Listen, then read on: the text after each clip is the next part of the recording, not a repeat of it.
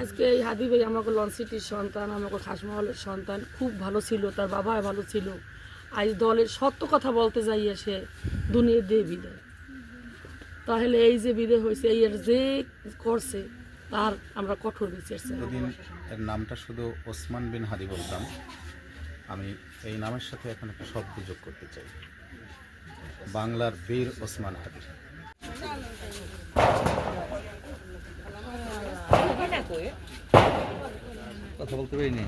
কালকের সকাল ছাড়া কাউকে কথা বলা যায় না। পৌর শহরের খাসমহল এই যে বাড়িটি, এই বাড়িটিতে তিনি কিন্তু গত 23শে অক্টোবর 22শে আমরা যেটা জানি, এখন এই তার বাড়িতে এই শীতের রাতে বহু লোকজন কিন্তু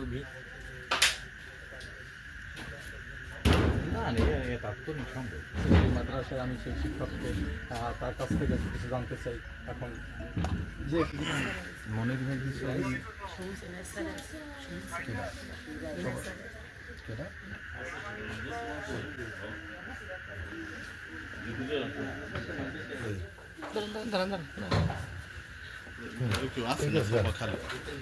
এখানে এসেছি আসলে শোকের এত বেশি শোক, আসলে কথা বলার ভাষা আমরা সবাই হারিয়ে ফেলেছি।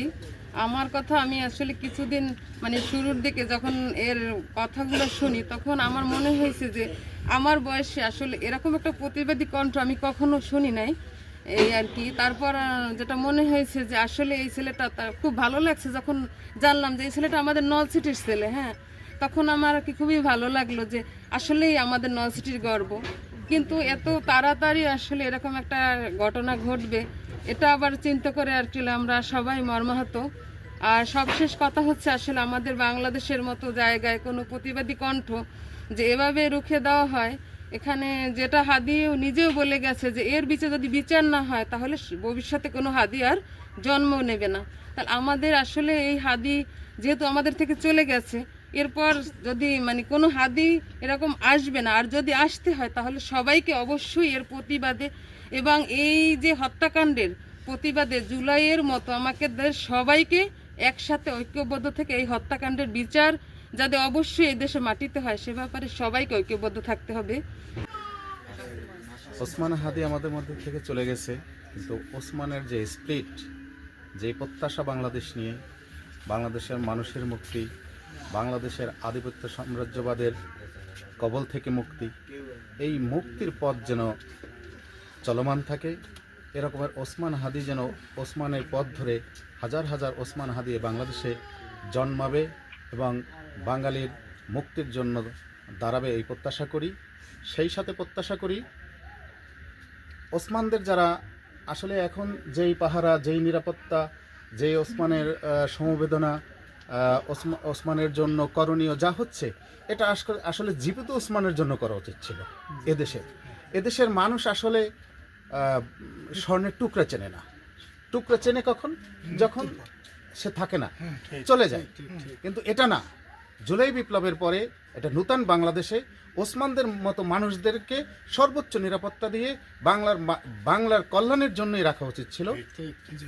আজকের বাংলার মানুষের কাছে দাবি, প্রশাসনের কাছে দাবি, ওকে বাংলাদেশের সর্বোচ্চ সম্মানে যেন ঘোষণা করা হয় এবং বাংলার শ্রেষ্ঠ বীর হিসাবে যেন আখ্যায়িত দেওয়া হয় না চাই। অবশ্যই শুধু এটা চেয়ে আমরা ক্ষান্ত হই না, আমরা এই সরকারের কাছে চাই এর সাথে জড়িত যারা আছেন, এই গুলি করা থেকে এর মদতদাতা, এর পৃষ্ঠপোষকতা, এর অর্থদাতা এবং দেশের বাহিরে যদি এর সাথে যারা জড়িত আছে সকলের মুখোশ উন্মোচন করে আমরা এর বিচার চাই। আসেন সকলে কালকের সকালে আসবেন, কিন্তু এখন এই রাতে তারা কেউ কথা বলবে না, যেহেতু তারা খুবই এখন মর্মাহত এবং এই এতদিন যাবত তার বোনও খুবই অসুস্থ।